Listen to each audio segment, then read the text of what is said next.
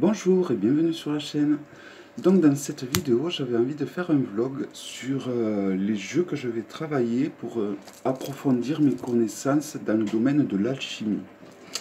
Donc d'abord, je vais vous présenter un livre qui n'est pas du tout cher et qui vaut le coup. Du moins, moi à l'époque, je l'avais payé 15 euros. Je ne sais plus s'il est disponible actuellement sur Amazon. Il faudra que je regarde. Mais si c'est le cas, sachez qu'il n'est pas cher et donc ça vaut le coup de se ruer dessous. Car vous voyez, c'est un sacré pavé. Il y a une double couverture, donc il est très très joli. Il est relié en fait. Et en fait, vous avez, c'est un peu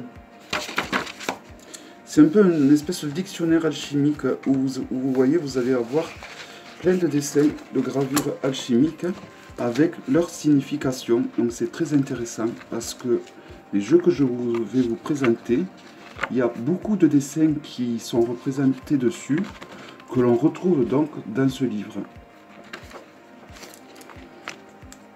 Donc c'est très très intéressant pour ça. Donc je vous recommande vraiment ce livre si vous possédez un des 3 jeux que je vais vous présenter. Donc c'est des tarots qu'il s'agit, car ils vous aideront à mieux comprendre la symbolique qu'il y a sur ces tarots. Car ils ont fait des livres pour la plupart des jeux qui vont avec ces jeux, mais ils sont en anglais. Donc là, l'avantage, c'est que c'est en français. Donc, si vous voyez des dessins qui correspondent à des dessins qui sont sur ce livre, du coup, vous avez la définition en français. C'est l'avantage de ce bouquin. Donc, il s'appelle Alchimie et Mystique d'Alexander Robb aux éditions Taschen, le musée hermétique. Voilà, un très beau livre, tout illustré. Et il y a, pour vous donner une idée, 573 pages, donc c'est quand même assez intéressant. Vous avez une table des matières à la fin.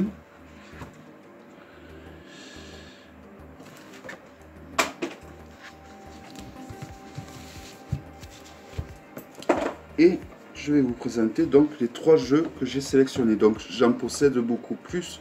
Je possède les Bochards, je possède le Tarot de Paris, tout ça, mais je trouve que ceux-là sont plus intéressants dans le sens où ils sont colorés, où ils sont, voilà, où ils sont colorés, et donc du coup je trouve qu'ils sont plus agréables.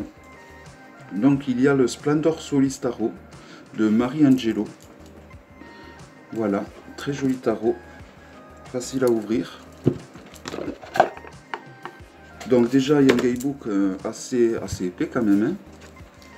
Un guidebook de 223 pages, mais un guidebook entièrement en anglais. Donc très joli car il est en couleur.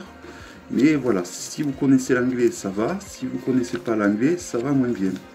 Et donc la plupart des dessins sont représentés dans ce livre. C'est ça qu'il y a de très intéressant. Voici le dos des arcanes que je trouve magnifique. La tranche est cuivrée. Et donc voilà. Donc vous avez le nom des arcanes en bas. Donc là par exemple il s'agit du pape, le hiérophante. Là vous avez le 6 de pentacle. Là vous avez le cavalier des épées.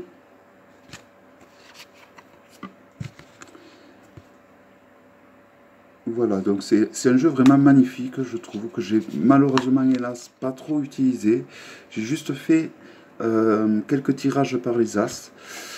Alors, je fais souvent des tirages par les as. Là, il s'agit du cavalier de bâton, car je trouve que c'est un tirage qui est pas mal pour découvrir les arcanes lorsqu'on a un nouveau jeu.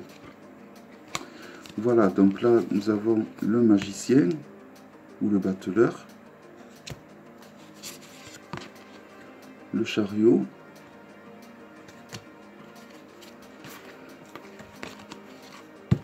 le jugement. Voilà, je vous mettrai, de toute façon, je vous mettrai sous la vidéo un lien des présentations que j'avais fait de ces jeux. Voilà, c'est un jeu magnifique. Les cartes sont vraiment d'excellente qualité, avec le toucher pêche, tout doux. Et comme vous pouvez voir, ça fait un sacré tas, hein, donc ça veut dire que le tarot quand même est de bonne qualité. J'adore vraiment le dos. Le dos me plaît énormément. Mais c'est vrai que ce soleil, on le retrouve souvent dans beaucoup de bouquins d'alchimie. Voilà.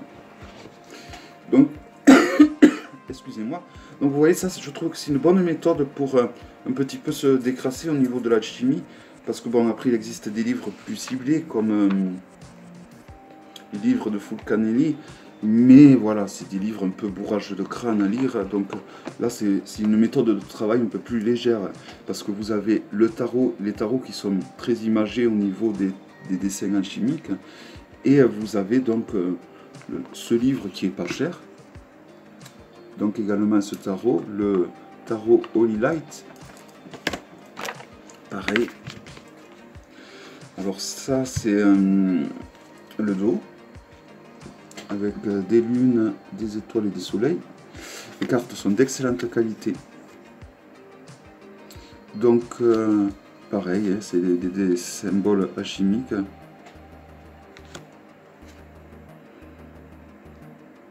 Donc là, les arcanes ont conservé le nom classique.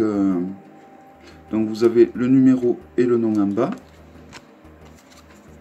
Et c'est un très beau tarot, haut en couleur, qui a du peps, je trouve.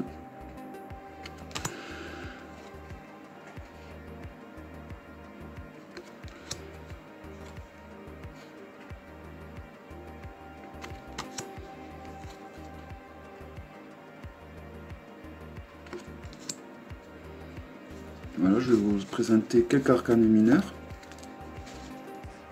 Je pense que ça va être un petit vlog, ça va pas être un gros vlog.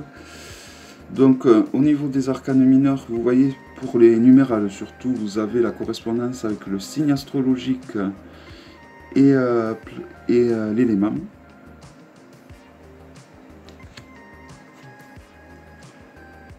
Pas sur toutes. Hein.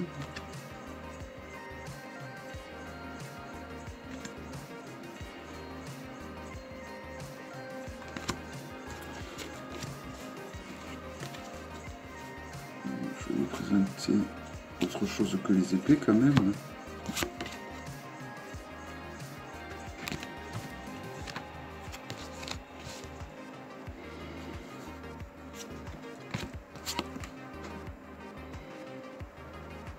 Et bon, les cartes sont vraiment de bonne qualité. Il y a cet effet, je ne sais pas si vous allez voir, il y a comme des stries sur les cartes, je ne sais pas si vous voyez. Alors il y en a qui aiment, il y en a qui aiment moins bien. Quand les cartes sont faites comme ça en général, elles sont très faciles à mélanger.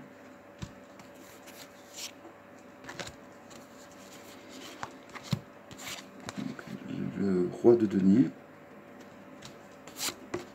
La reine de denier. Donc là ils disent disque, mais bon on comprend que c'est denier. Hein. Et donc la plupart des dessins qui sont sur ce jeu, on les retrouve tous donc sur le livre que je vous ai présenté. La reine de bâton.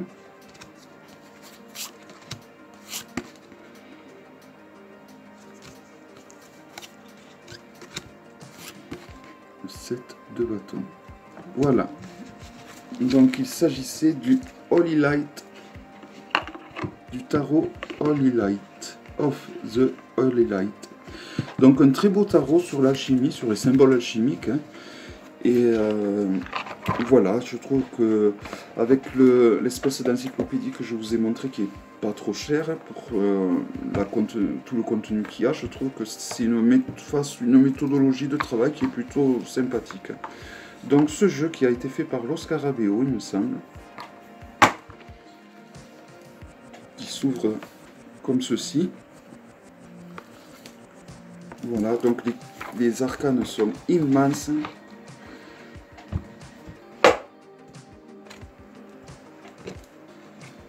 Donc il y a un sacré guidebook avec. J'arrive pas à voir le nom de l'édition. Il me semble que c'est du Los Scarabeo, mais je ne veux pas dire une bêtise. Je trouve bizarre que ça y soit pas écrit.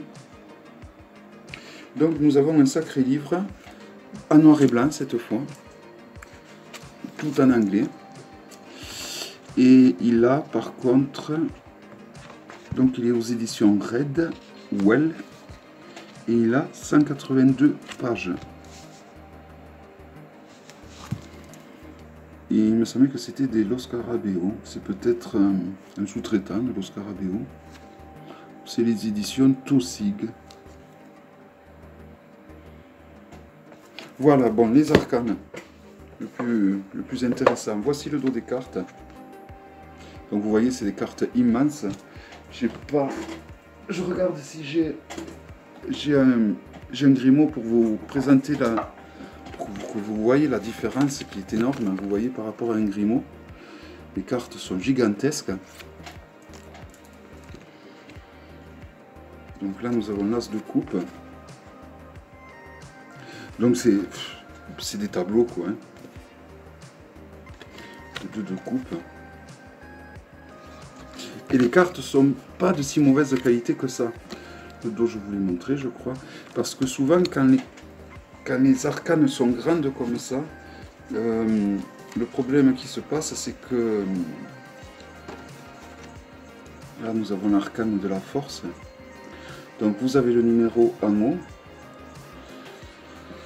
Quand c'est les grandes arcanes comme ça, en général, les arcanes sont toutes fines, et là ce n'est pas le cas de ce jeu. Les arcanes sont plutôt d'une épaisseur correcte, et ça je trouve que c'est très bien.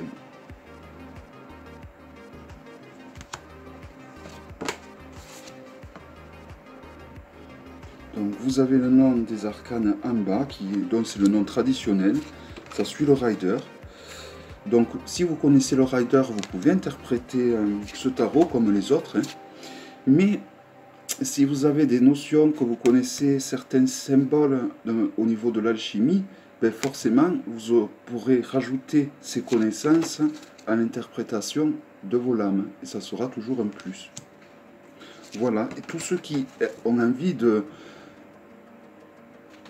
peut-être pas étudier, mais bon, de s'y connaître un peu plus au niveau de l'alchimie, je trouve que le fait d'avoir un beau tarot comme ça, avec un livre sur les symboles alchimiques, est une bonne façon ludique pour apprendre. Voilà, pareil, j'ai fait une présentation de ce jeu. Je vous mettrai le lien sous la vidéo. Voilà, donc j'espère que cette vidéo vous aura plu. Et je vous dis à bientôt pour une prochaine vidéo. Bye bye.